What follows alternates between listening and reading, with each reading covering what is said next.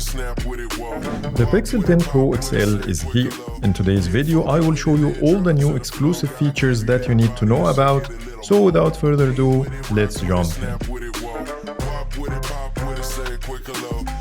Before talking about the exclusive features, I would like to give you some first impressions right after unboxing the device. And the first thing you will notice here is the bigger G logo on the back. The camera visor is also bigger, with the camera lenses pushed further towards the edge. And here's a side-by-side comparison between the two. And I have to say that this new moonstone color looks gorgeous in person, and I do really love it. When you look at both from this angle, you will notice that the camera visor and the phone have the same exact thickness as the 9 Pro XL. We also got the same glossy metal rail. When you compare the buttons, they are placed identically and they feel exactly the same as well. But the most exciting change here is the loudspeaker placement. It's now located on the other side, which means when I rotate the phone in landscape orientation, I don't cover it with my fingers. And now the SIM tray is located at the top instead of the bottom. Talking about the speakers, the 10 Pro XL got a much better speaker when compared to the 9 Pro XL, and it's miles ahead, which is something I really love. And when it comes to the feel in hand, both feel identically, but the 10 Pro XL is slightly heavier. It's about 11 grams heavier than the 9 Pro XL, and you can certainly feel it when you hold both together. Other than this, everything else is about the same when it comes to the dimensions. When you boot the phone for the first time, the software version on the device doesn't support the Material 3 Expressive redesign, but thankfully when you go under settings and check for updates, you will find that there is an update available of 579 megabytes. Once you do this update, you will see the Material 3 Expressive on your phone, and as you see here, it looks exactly the same as QPR1. Plus, you need to make sure that your Google Play services are up to date by going to Settings, scroll all the way down, then System, then Software Updates, then Google Play Services, and check for updates. My phone is running June 25 batch, and also make sure that all your Google apps are up to date. And now let's talk about the new changes. Let's start with the most exciting app, which is the camera, as it got a brand new design and a lot of new features. Starting with the design, the first thing you will notice here is the different buttons and bigger zoom slider. As you see here on the 10 Pro XL, when I switch between the zoom levels, it animates differently and it's much bigger than before. Also, the shutter key looks different and the buttons on the side are now rounded squares instead of circles. Also, we got a brand new settings icon, and when you expand the settings on both, you'll notice here that the more settings button is now located at the top as an ellipsis, and both take you to the same exact page. And there is a massive difference between the two when it comes to the camera settings design. First, it forced to dark theme, even though my phone is in light theme.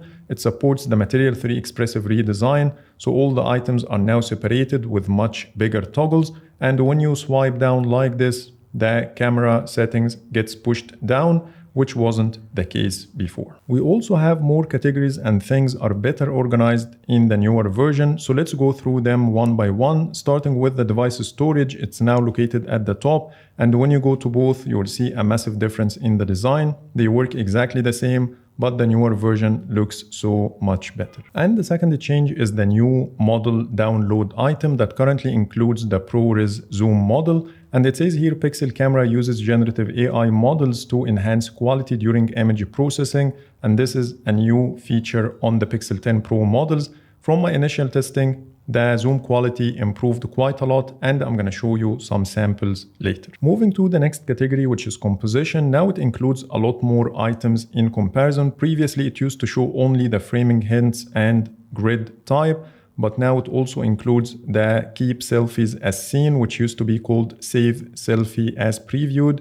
Then we have the guided frame, which used to be under general, and it also includes the camera coach, which is another exclusive feature to the Pixel 10 models. The next category is called Fast Access, which didn't exist before, and it includes the quick access controls, the volume key action, which used to be called button shortcuts, and both are exactly the same thing. Then we have the palm timer that used to be under general. The photo category now includes all the features that we used to have under the advanced menu, like the rich color in photos, which is over here, Ultra HDR, Auto Best Take, which is another exclusive feature to the Pixel 10 Pro. Then we have social media depth features, and the frequent faces that used to be located under general is over here as well.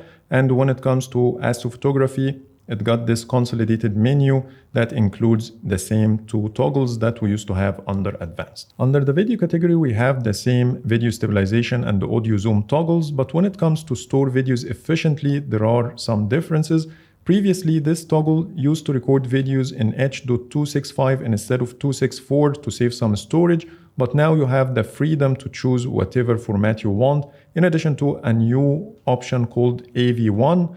And it says here best for saving storage space, but not compatible with all apps. So now you can choose which one you want to record. Plus, Google added a brand new toggle called Optimize FPS, and the description says automatically adjust from 60 FPS to 30 FPS to optimize the recording experience when needed, which is similar to the one we have on Samsung phones. And the last category is called Advanced Capture. It doesn't include any new features, but it includes some of the features that we used to have under the advanced menu. Back to the camera, and I'm not gonna focus on the visual changes anymore because you can see both phones side by side, but I will talk about the functional changes that make a difference in your daily experience, and I will start with the camera settings under the photo mode. The first thing I noticed here is the motion photo is back again with the 10 Pro XL, while previously Top Shot and the motion photo were the same feature, but now they are separated. Previously we used to have 3 toggles for Top Shot, off,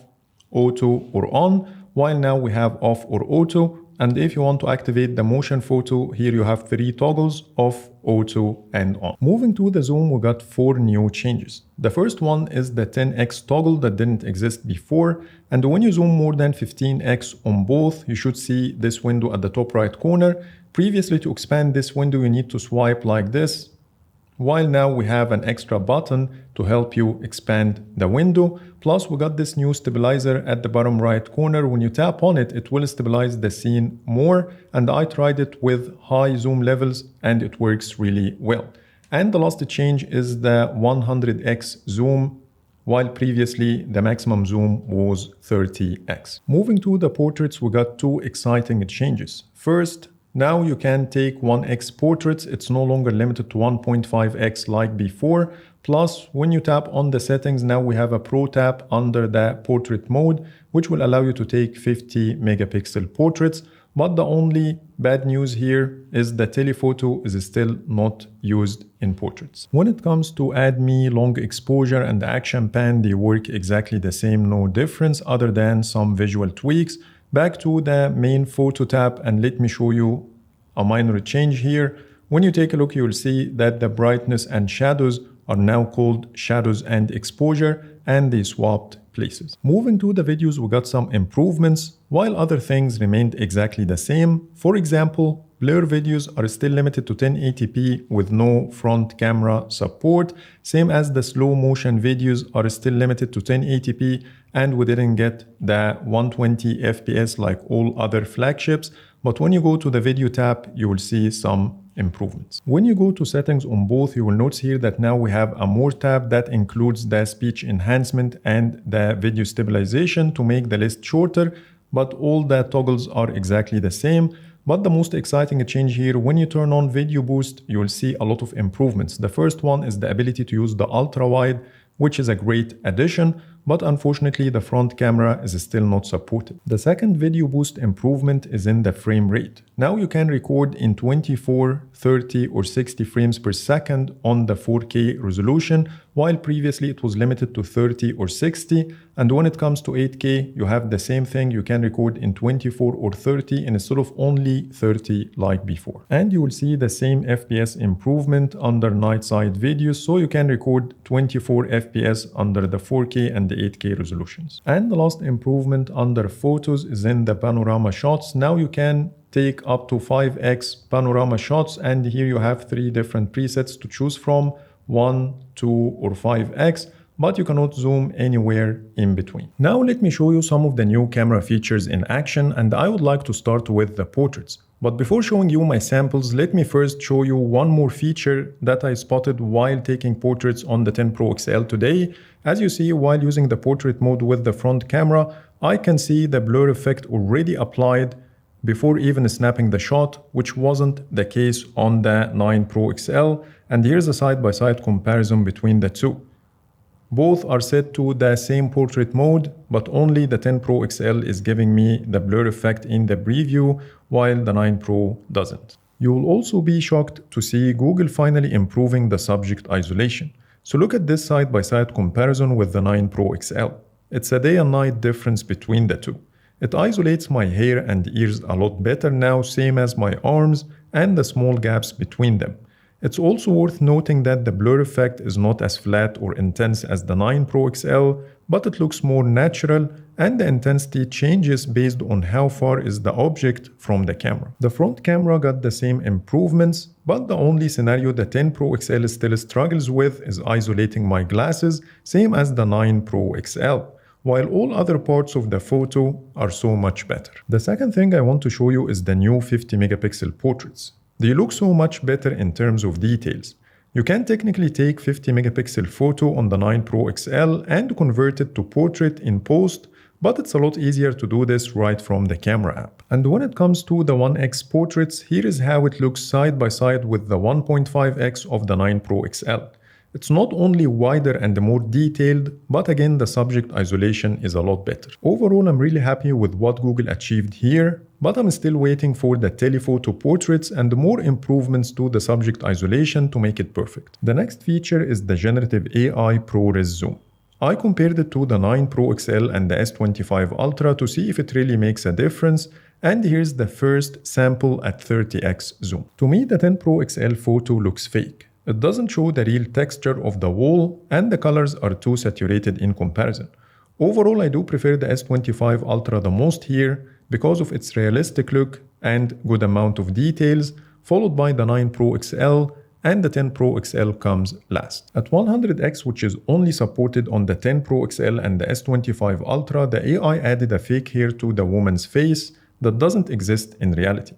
Yes, the image looks more refined than the S25 Ultra, but unfortunately, it's not real. In the second scenario, the 10 Pro XL is the worst in terms of details and noise.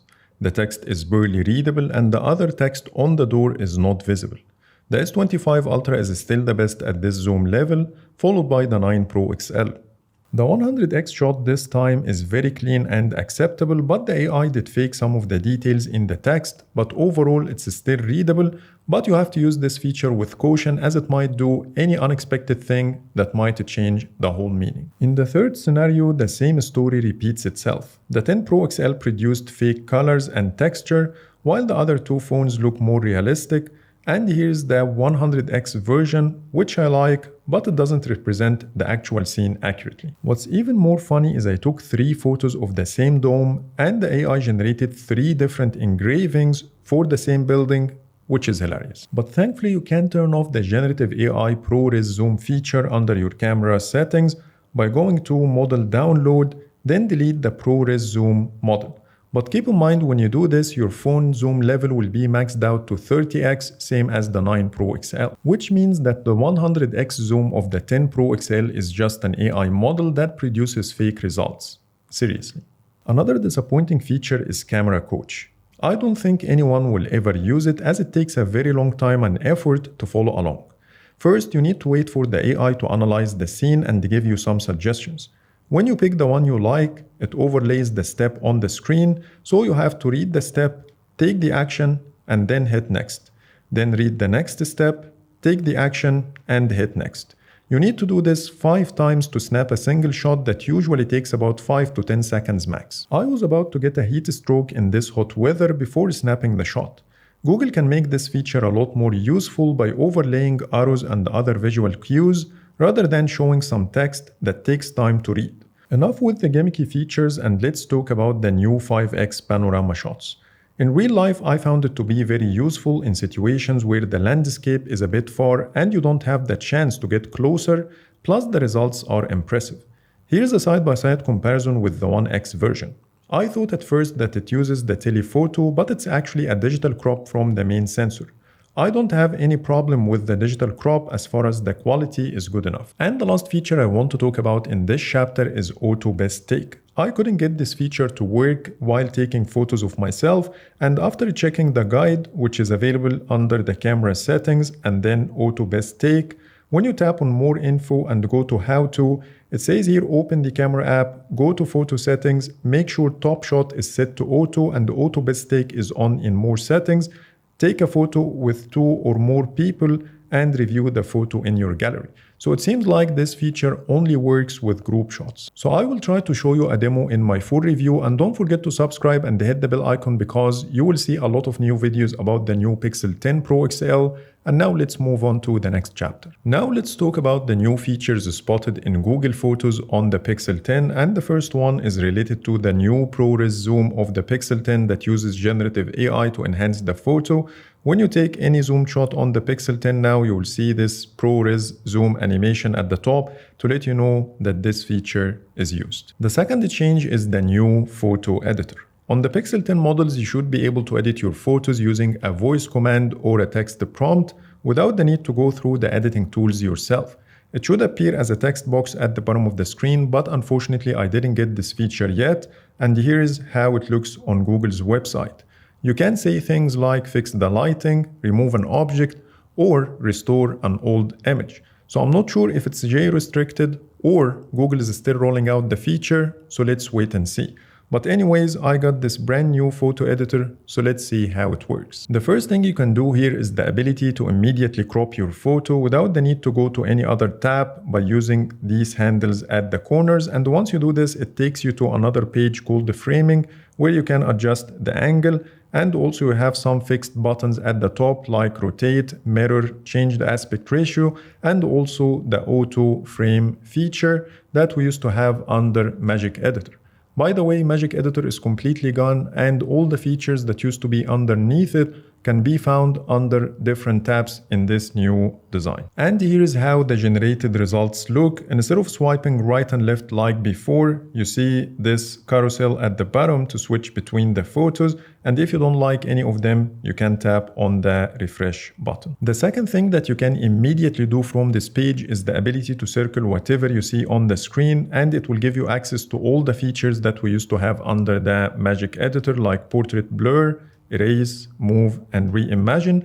Previously, we used to wait for the Magic Editor to load, which is no longer the case with this new version. Moving to the suggestions, we no longer get plenty of options like before, but they are now limited to 3, either Enhance, Dynamic, or AI Enhance. And AI Enhance will not only fix the look, but it will also auto-frame your image to give you the best results without using multiple tools. And here's how it looks. This is the first, the second, and the third. And you can tap and hold to see the difference between the two. But if you still want to do the edits yourself, things are now organized differently, and we have multiple tabs at the bottom. The first one is called Actions, which includes Crop, Magic Eraser, Unblur, Move, Best Take, Portrait Blur, Zoom Enhance, Pop, Sharpen, and Denoise. And you will notice here that the Move and Eraser are now 2 separate things, unlike the Magic Editor that used to have both merged together. And then we have Markup, and here you can choose between text or the highlighter and also the pen. Then we have the filters. They are classified into 2 different categories, and when you tap on any of the filters, you see this settings icon. Tapping on it one more time will allow you to adjust the intensity, and we have other filters for the sky. Then we have the lighting, which includes Ultra HDR, portrait light, brightness, tone, contrast, and so on. And then we have color, which includes saturation, warmth, tint, skin tone, and blue tone. And if you are not able to locate any of the tools you are looking for, you can simply use the search functionality. So for example, if I want to get access to the unblur feature, I can search for it, tap on it, and it will immediately take me to the feature. So I can apply it on my photo and adjust the intensity. So that's it with the new photo editor. Now let's talk about the third new change in Google Photos. As per Google's article, it says here that the Pixel 10 devices will be the first to implement industry standard C2PA content credentials within the native camera app across photos created by Pixel Camera with and without AI. And here's a quick example from the article. It will apply certain tags on the photo based on the actions taken. It says here media captured with a camera, edited with AI tools, and edited with non-AI tools. And here's a real life example. When I expand the about screen of this image, I can see that this photo is taken with a camera and edited with AI tools. And the reason it says edited with AI tools is because of the ProRes zoom that currently uses generative AI. The next feature we have is called Daily Hub that you need to activate under settings because it's not enabled by default. So when you go to settings and then system, you will find a new menu item called Daily Hub. When you go inside, it will explain to you how it works. The description says, as part of your home screen experience, Daily Hub is a space for content and suggestions to simplify your day and help achieve your goals. Then you will find the toggle to turn the feature on or off with a section on how it works. In a nutshell, you will get these suggestions based on certain actions like your web and app activity, YouTube search history, app usage, calendar, device location, and timeline. Also, it will use Gemini and Magic Q. And now let's see it in action. To access your Daily Hub, just go to Google Discover and you will find it in the Your Space area on the left. So let's take a look at my Daily Hub as an example. First, it says that this feature is in preview, so don't expect it to work perfectly well. But anyways, let's take a look at what we got. First, it's giving me some information about the weather. It's telling me what I need to focus on, like tasks, emails, Google Apps features, and a lunch break. The first two calendar events I have, then some videos from YouTube and Amazon Prime, and another section to explore more stuff, like for example, master generative AI art tools. Here I have some command prompts for Gemini and some YouTube videos.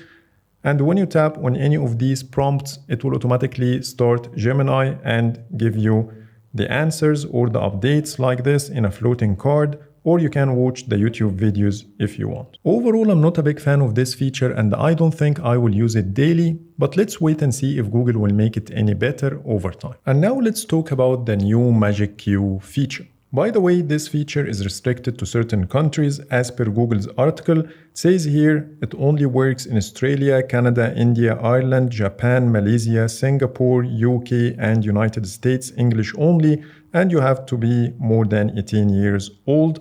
The feature is not yet working for me, but I can access the settings page. So when you go to settings and scroll all the way down, you will see a dedicated menu for the Magic Q. And here you can know a lot of information about the feature. As we've seen in Google's event, this feature shows you the info you need based on what you're doing on the screen, so you don't have to go find it. So for example, when you talk to a friend about something related to a screenshot you took earlier or an email you received, you will find this information popping on the screen without you doing anything, so you can immediately use it. So far, I didn't get any suggestions on my Pixel 10 Pro XL, even though I'm using the phone for more than 24 hours, but I'm not in one of the supported countries. However, I still have access to the settings page, so let's see what we've got. It says here, find info instantly, which is a toggle that you can turn on or off. And the description says Magic Q shows you the info you need based on what you're doing on the screen, so you don't have to go find it. Then we have another toggle called finish tasks faster. When you need to finish a task in another app, Magic Q shows you a link to complete the action. And finally, we have a third toggle to get suggestions while using apps. And the description says when Magic Q has suggestions while you are using certain apps, they appear at the bottom of your screen and you can learn more about each one if you want. Then we have another section called data sources for suggesting info or action. And the first menu item is called use data from specific apps. Here you will see all the apps that Magic Q is collecting data from, and you can turn any of them on or off. The next toggle is called use data from your recent screen activity, which will allow Magic Q to review recent screen activity. And then we have use foundational data, allow the use of foundational data such as the email and phone number from your Google account. And here you can check for updates and it says that Magic Q is up to date, so I don't have anything to do here. In my follow-up videos, I will show you how it works if I manage to get it up and running on my 10 Pro XL. It's also worth mentioning that when you open the phone app and then jump to settings, you will see a new menu called Magic Q that takes you back to the same settings page I just showed you. Moving to the call translate feature that mimics your voice using AI, which is something we've seen in Google's event. It's also not accessible on my Pixel 10 Pro XL because I'm not in one of the supported countries. But if you have the feature available, you should be able to activate it by going to the phone app, then jump to settings, and you should see something here called voice translate that will allow you to turn the feature on or off. And now let's talk about one of my favorite features with the Pixel 10 models, the Pixel Snap, before jumping to the settings chapter.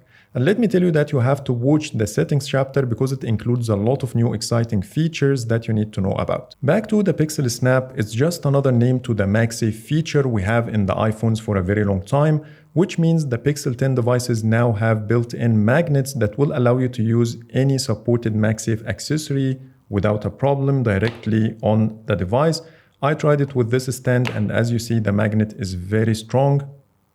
I also tried it with my MagSafe wallet and it did work well, no issues, which means now you can get advantage of the magnet even if you don't have a MagSafe accessory. So if you want to use a skin or you prefer to use your phone naked, you still can take advantage of the magnets. Plus, Google released its own set of Pixel Snap accessories that works with this feature. Here we have some cases, we have a disk stand, and also a wireless charger, and the ring stand, as you see here, in addition to some third-party accessories also available on the website. And now let's talk about the new changes under settings, but keep in mind that I'm using QPR2 Beta 1 on the 9 Pro XL, so let's take a look at the new changes. The first one is under network and the internet, and then mobile network security. On the 10 Pro XL, I have a new toggle here called network notifications. The description says get notified when your device connects to an unencrypted network or when a network records your unique device or SIM ID. And when you go to sound and vibration and then try to change your ringtone, you will see a redesigned Pixel Sounds app. First, it's using a grid design instead of the list view. At the top, you will see a totally different header for the currently selected ringtone with a play button to let you know that tapping on it will play your currently selected one. Also, when you go inside any of the categories, you will see this brand new design. On top of this, we got one new ringtone added to the list. Here it says 23, while on the 10 Pro XL we have 24, and the new ringtone is called The Next Adventure. So let's take a listen.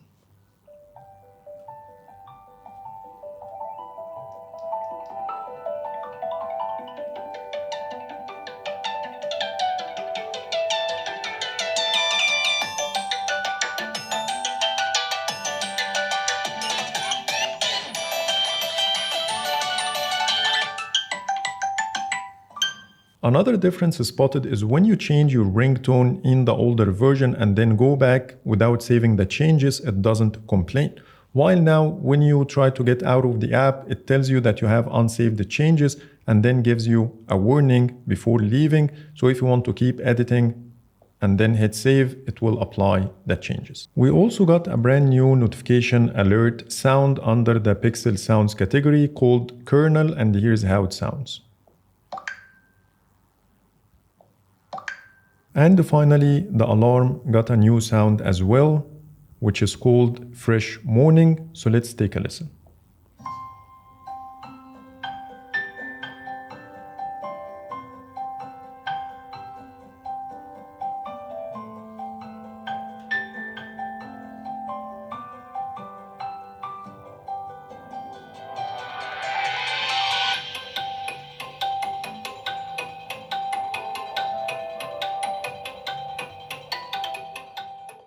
Under live caption, we got a brand new graphical representation for the feature, but what's more exciting is when you go to spatial audio, now you can use it with the phone speakers. Another exciting change is under display and touch and then always on display. We finally got the ability to show the lock screen wallpaper and here is how it looks. This is my wallpaper, and when I lock the phone, it's peeking through my always on display, and here is how it animates when I tap on the screen. And here's another example with a more colorful wallpaper. This is the normal one, and this is the always on display. Back to the display settings, and finally Google added the adaptive tone feature, same as all other flagships. This feature changes the display white balance to warmer or cooler tones based on ambient lighting, and that's why I did notice a difference in colors between the 10 Pro XL and the 9 Pro XL. Now I know the reason behind it. And now let's talk about the new screensavers added to the 10 Pro XL. Starting with the clock screensavers, there is a massive difference between the two. So when you hit customize, now you are getting this screen. First, you can change the orientation. You have 3 different layouts. Plus, you can also change the theme. You have auto, dark, or light. So let me show you how it looks in action. This is the difference between the new version and the old one. We also got a brand new analog clock that looks gorgeous. So let me tap on customize. You can also change the orientation. You have 3 different layouts with the ability to choose between light or dark theme. This is my favorite one, and let me show you how it looks in action. It looks very similar to the one on the iPhone, which is not a bad thing. The colors screensaver is no longer available on the 10 Pro XL, but the photos screensaver got updated. So when you hit customize on both, you will see totally different pages. The newer one makes a lot more sense. It will show you all your albums, or you can select certain people to slideshow on your screen. So let me try it with my favorites and get back, tap on preview, and do the same on the 9 Pro XL. As you see, there is a difference between the two when it comes to the information. This one shows the time and weather, which is not the case on the 9 Pro XL.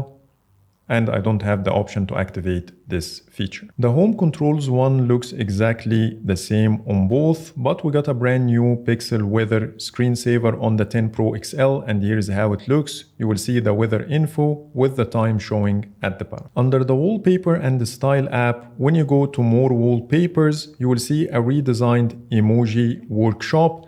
The tabs are now located at the bottom, and also the design looks different, but both work exactly the same. Plus, the 10 Pro XL got some new categories. The first one is called contours, and here are the wallpapers listed underneath it. And the second one is called aura forms. Talking about the wallpapers, if you want a collection that looks better than the Pixel 10 stock wallpapers, trust me, you will find them in the Wallpapers by In-Depth Tech Reviews app.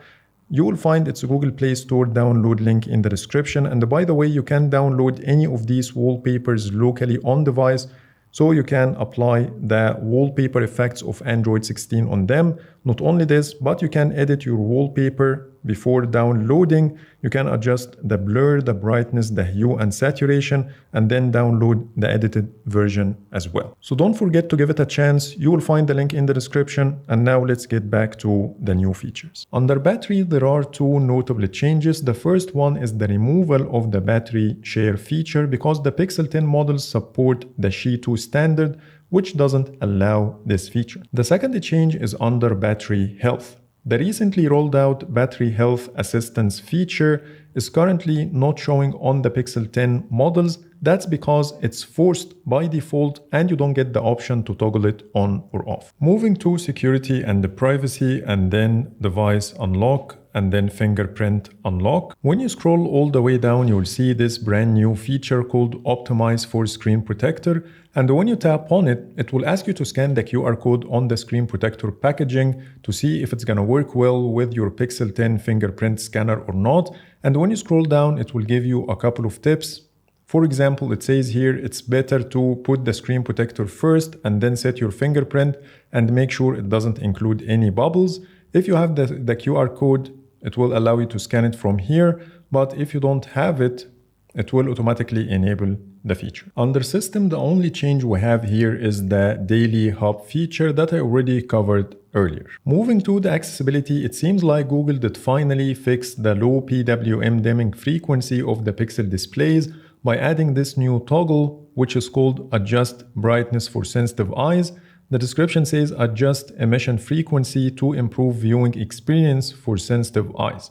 It seems like this toggle should improve the PWM dimming, but I will leave this one for my full review to see how big is the impact. By this, I covered all the new features that you should expect with your Pixel 10 Pro, and don't forget to subscribe and hit the bell icon to watch my in-depth review where I'm gonna cover things like the display, the battery, the performance, the speakers, and more. Beside this, if you already got your Pixel 10 device, please let me know in the comments what do you think about it, what are the pros and cons you see so far. But for now, thanks so much for watching and see you in the next video.